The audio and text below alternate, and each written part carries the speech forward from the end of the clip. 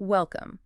We are diving into the history and lasting resonance of a film that has become really essential viewing for every generation, looking to understand the fleeting, intense world of pre-adolescent friendship. hmm We're discussing the 1986 coming-of-age drama, Stand By Me. It's a movie so embedded in our cultural landscape that it's almost easy to just focus on the simple nostalgia it brings up. Right.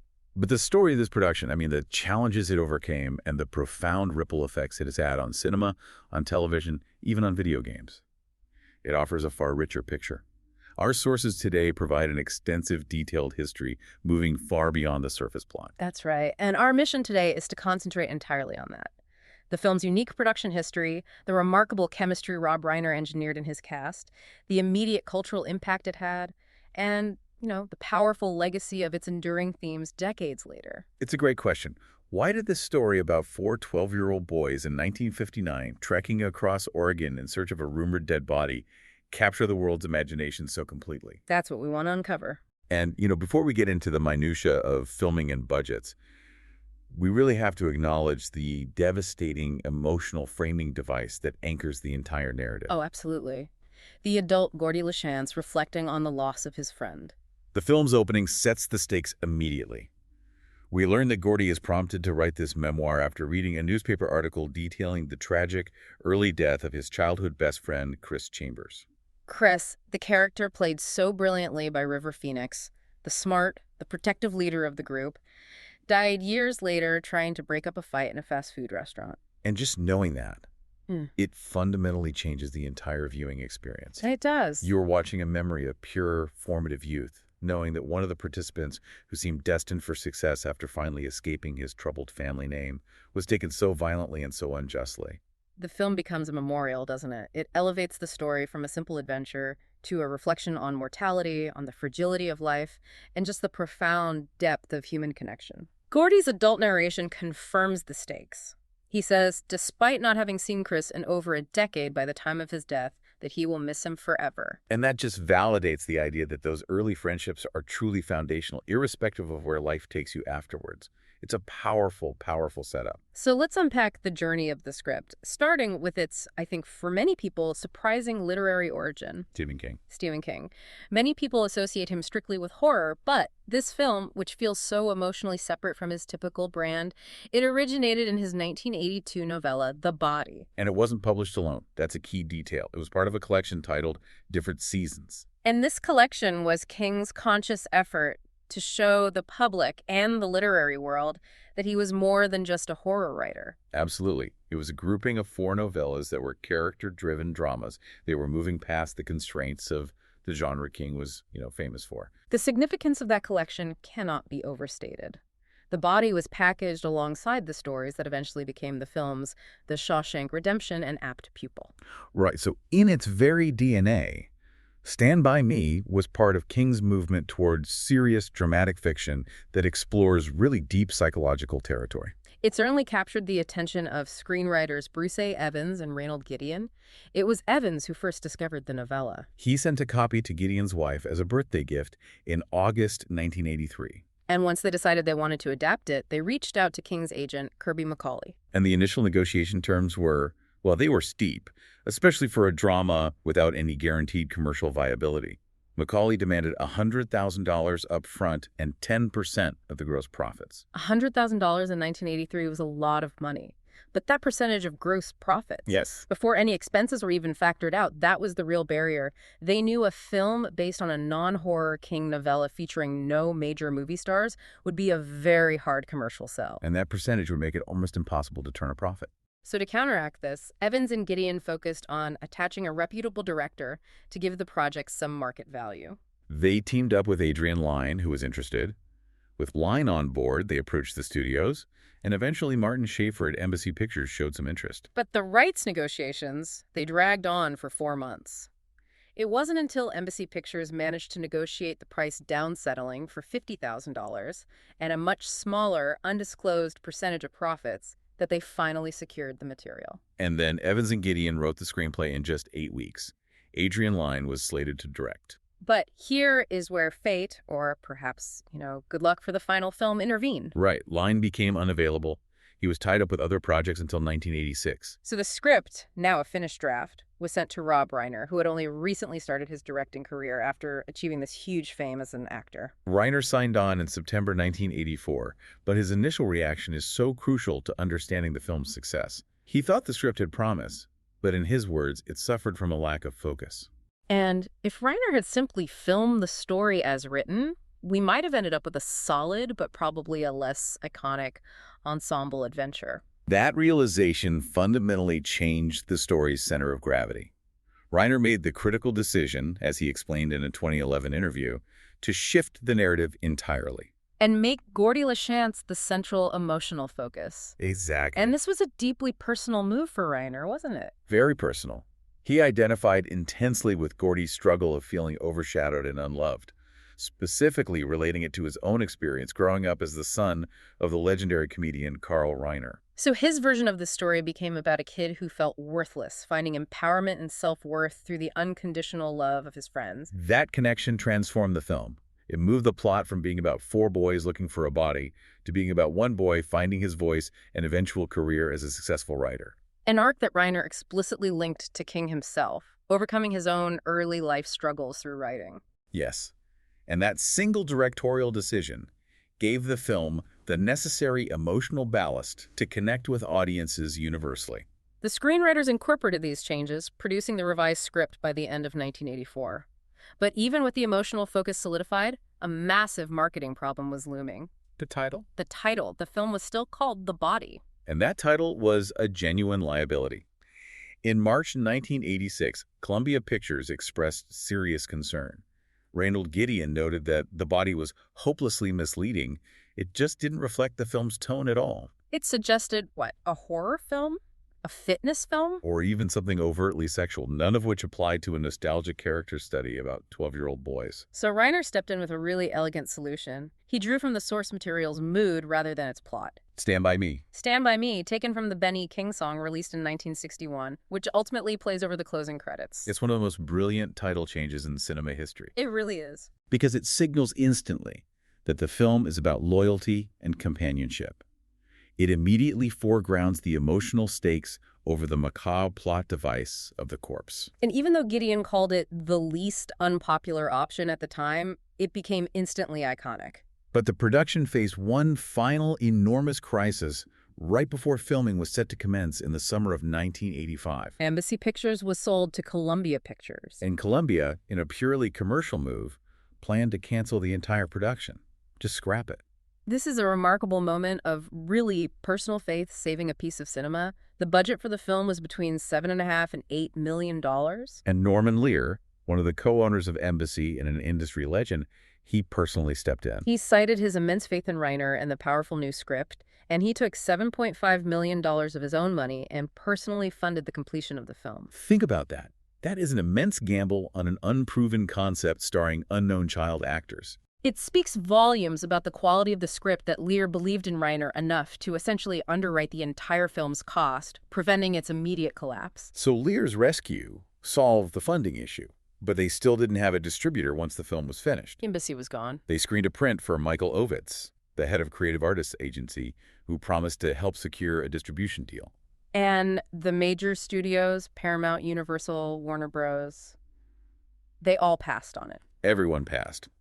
The film was eventually picked up by Columbia Pictures, the very company that had initially canceled it because of a completely unexpected event. The head of Columbia Pictures production, Guy McElwain, was sick at home and decided to screen the film there. And his daughters, who were around the age of the target audience, watched it with him and they absolutely loved it. Wow. McElwain was so moved by their sincere emotional reaction that he decided to distribute the film, putting it on track to become the enduring classic we recognize today. If the production history is defined by luck and near cancellation, the film's eventual success is, without a doubt, rooted in the dynamic chemistry among the 4 leads. Absolutely. Rob Reiner knew that authentic friendship had to feel real. It couldn't just be acted.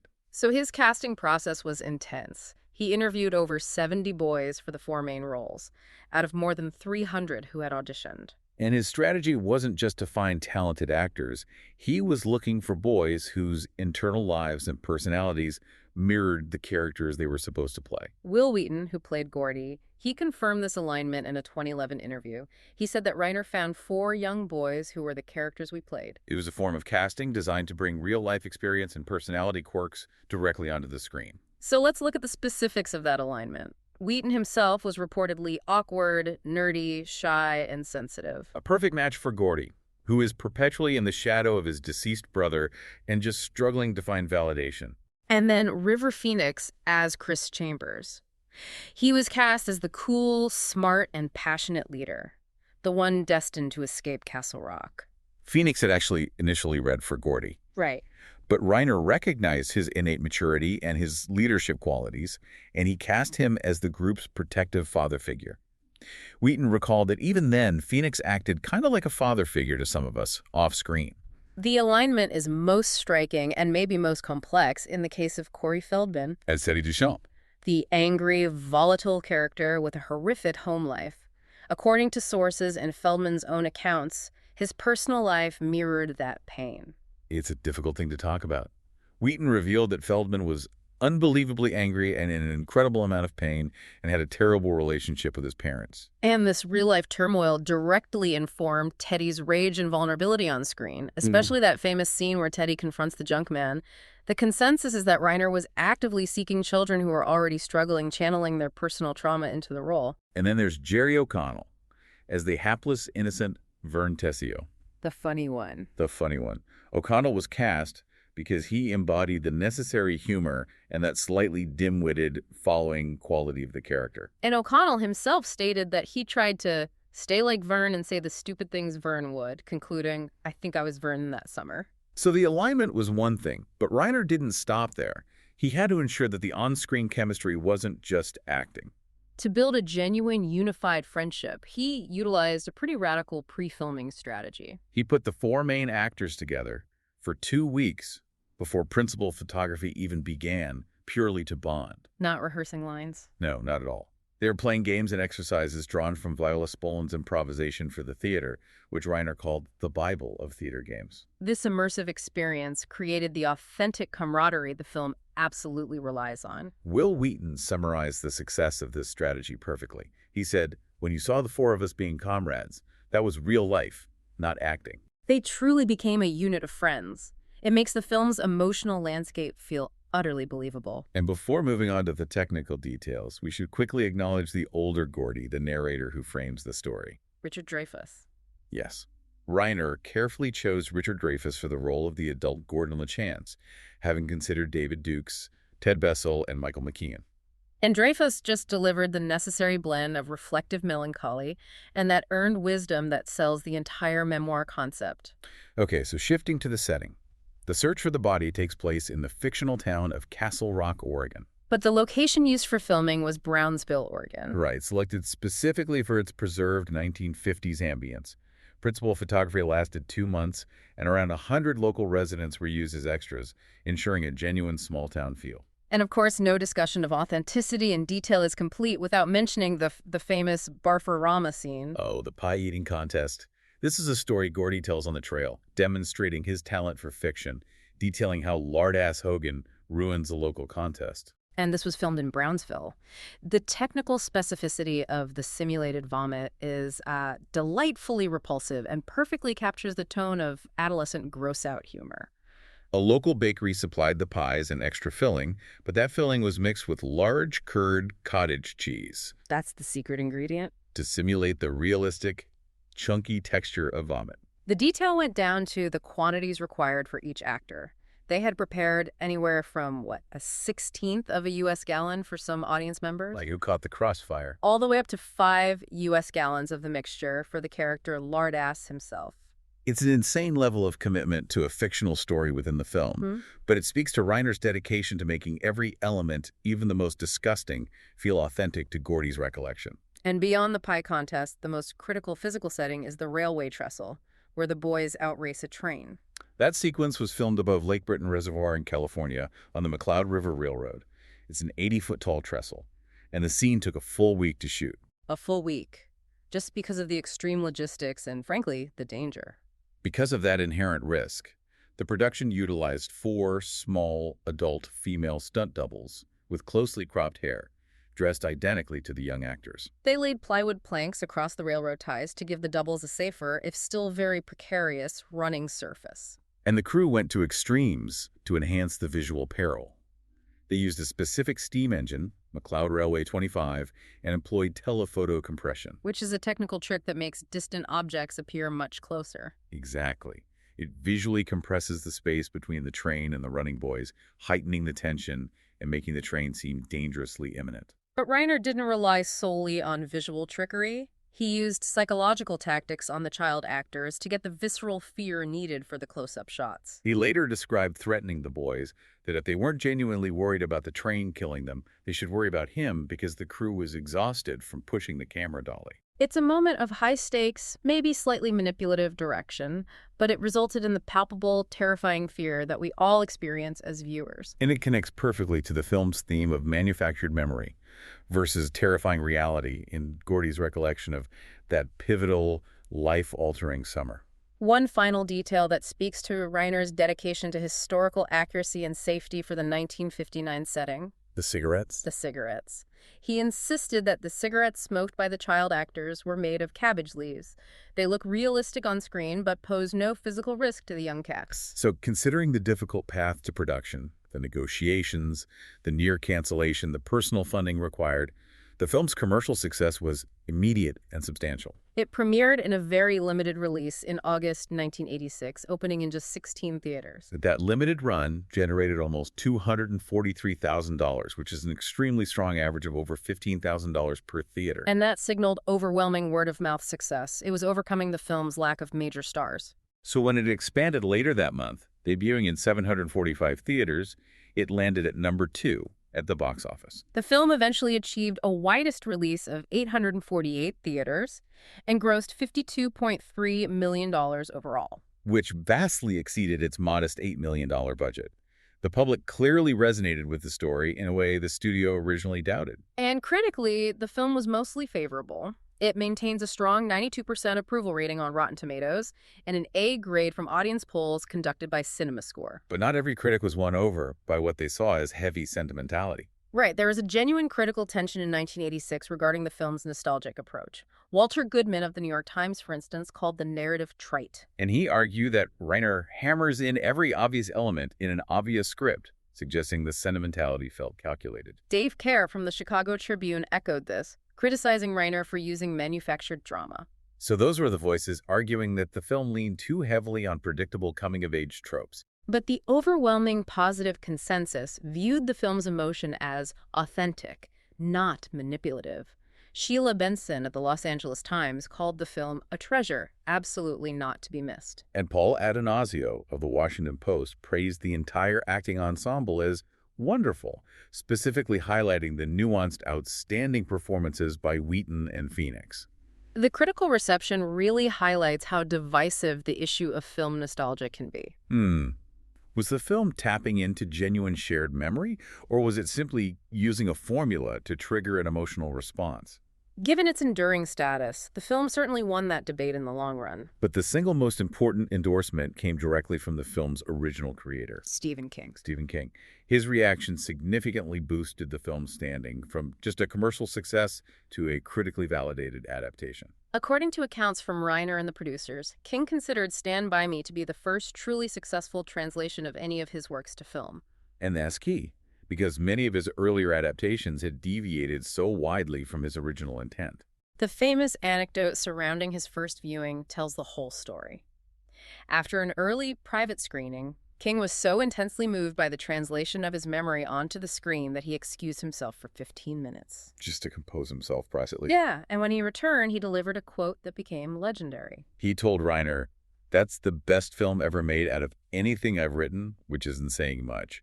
"But you've really captured my story. It is autobiographical." Think about the weight of that statement. It's not just a commercial approval. It's confirmation that Reiner successfully translated King's emotional truth. That moment validated Reiner's crucial decision to focus the narrative on Gordy's internal struggle, confirming that the film accurately depicted King's personal experience of overcoming trauma through friendship and writing. And King's high regard for the film has remained constant. In a 2016 interview, he cited Stand By Me as his favorite adaptation, placing it alongside The Shawshank Redemption. And again, both stories originated in different seasons, cementing that collection's status as King's most successful collection of dramatic literary works adapted for the screen. This small, character-driven story also garnered significant formal recognition. It received an Academy Award nomination for Best Adapted Screenplay for Reiner Gideon and Bruce A. Evans. Which, for a film based on a Stephen King work and without major studio backing, is immense validation. It also received 2 major Golden Globe nominations, Best Motion Picture Drama and Best Director for Rob Reiner. It was listed among the National Board of Review's top 10 films of 1986. And significantly, the ensemble cast, Wil Wheaton, River Phoenix, Corey Feldman, and Jerry O'Connell, they received the Jackie Coogan Award for Outstanding Contribution to Youth through a Motion Picture, recognizing the power of their collective performance. Decades after its release, Stand By Me has transcended its box office numbers and earned a truly unique cultural footprint. Rolling Stone recognized this lasting impact, calling the film timeless, a staple of youthful nostalgia, and specifically noting it as the rare movie that necessarily gets better with time. Its lasting power is immediately evident in the creation of a major industry player.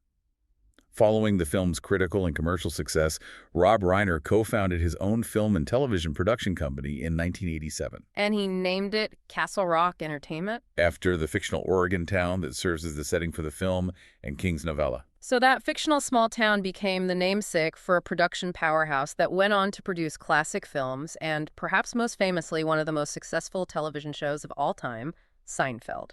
Speaking of the fictional town, one of the most remarkable, tangible legacies is the phenomenon of tourism built around the filming location. Brownsville, Oregon, the actual stand-in for Castle Rock, has fully embraced its cinematic identity. Since 2007, Brownsville has hosted an annual Stand By Me Day, which has become a significant tourist attraction, drawing international participants.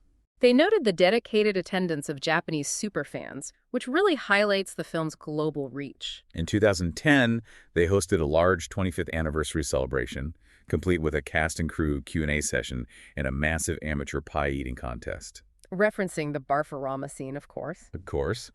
The Brownsville Chamber of Commerce officially designated July 23rd as Stand By Me Day in 2013, and the event is now held every 4th Saturday of July. And visitors can engage directly with the film's history, seeking out artifacts that were deliberately left or placed for fans. 2 specific tourist features draw constant attention.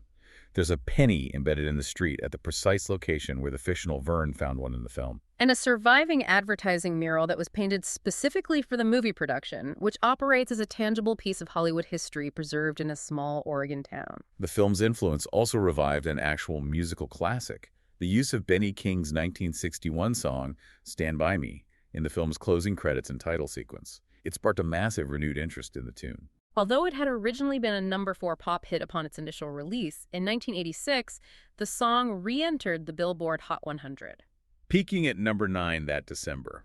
That's a testament to the film's power to introduce or reintroduce cultural artifacts to a whole new generation. And the film's emotional themes continue to resonate with contemporary artists. For instance, Dan Mangan's 2011 song Rows of Houses is directly inspired by and based on the film. Telling the narrative from the melancholic, reflective perspective of the adult Gordy LaChance struggling with that memory of loss. When we look at later film and television, the structural and thematic influence of Stand By Me is pervasive. Yes, particularly in stories focused on strong, fast-paced dialogue and youthful adventures. A powerful example is the 1991 Oscar-nominated urban drama, Boys and the Hood. Director John Singleton included several direct, explicit references to Stand By Me, openly stating his reverence for the film. Those references include a scene where 4 young children take a trip to see a dead body, a direct parallel to the search for Ray Rao. And the closing fade-out of one of the main characters, mirroring the reflective ending of Reiner's film. Singleton successfully adapted the structure of the nostalgic coming-of-age journey to a much harsher, contemporary urban setting. Another key film cited as influenced by Stand By Me is the 1995 feature Now and Then. It's often reviewed and discussed as the female alternative coming-of-age film. Right, proving that the template of a group of friends reflecting on a pivotal, shared summer adventure works, regardless of the gender of the protagonists. Even the texture of contemporary dialogue was influenced. Film critic Jonathan Bernstein argued that the unique pop culture banter and the semi-serious discussions between the four boys. Talking about things like Mighty Mouse or the merits of various snacks. Exactly. He argued that directly influenced the similar rapid-fire dialogue found in Quentin Tarantino's films. It normalized the idea of deeply specific, unscripted-sounding conversations driving a narrative. And the influence is clearly visible in more recent cinema, too. You take the 2012 film Mud. Director Jeff Nichols was so reliant on the template that he defended his work in progress to studio executives by stating, "Yeah, I basically remade Stand By Me." The comparison was warranted. One of the characters in Mud, Neckbone, was frequently described by critics as a perfect fusion of River Phoenix's clever Chris Chambers and Jerry O'Connell's simple Vern Tessio. And the 2013 coming-of-age feature The Kings of Summer was also frequently reviewed and compared to Reiner's film, cementing the template of the youthful adventure as a powerful narrative structure. Even genre films rely on its iconic moments.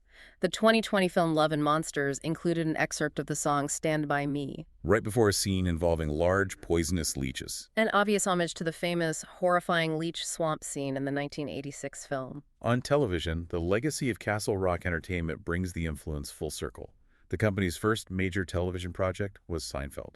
And critics noted that the famous conversational banter between Jerry Seinfeld and George Costanza, the semi-serious discussions about trivial topics, was highly reminiscent of the dynamic and dialogue among the four boys in Stand By Me. The film has been directly referenced and parodied in animated comedy as well. The 2001 Simpsons episode, The Blunder Years, is a direct parody revolving around Homer and his friends discovering a body blocking an inlet, echoing the film's central premise while translating the adventure into a comedic lens. More recently, the film maintains its relevance across streaming platforms.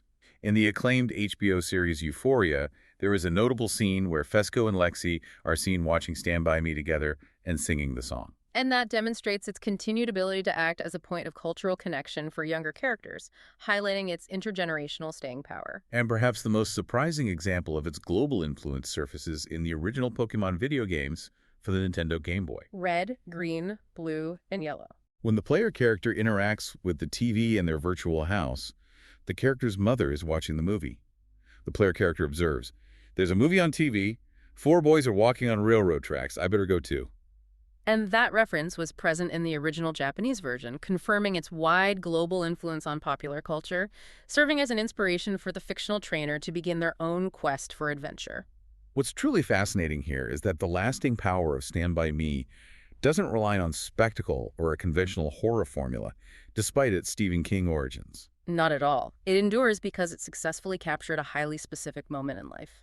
Pure, complicated adolescence, loss, and the formative power of deep, supportive friendship experienced around the age of 12. Reiner's decision to prioritize Gordy's internal life over the physical journey allowed the film to operate as a universal reflection. The plot, the search for Ray Brower's body, is really secondary to the internal struggle of Gordy, the sensitivity and protective nature of Chris, the channeled pain of Teddy, and the innocence of Vern.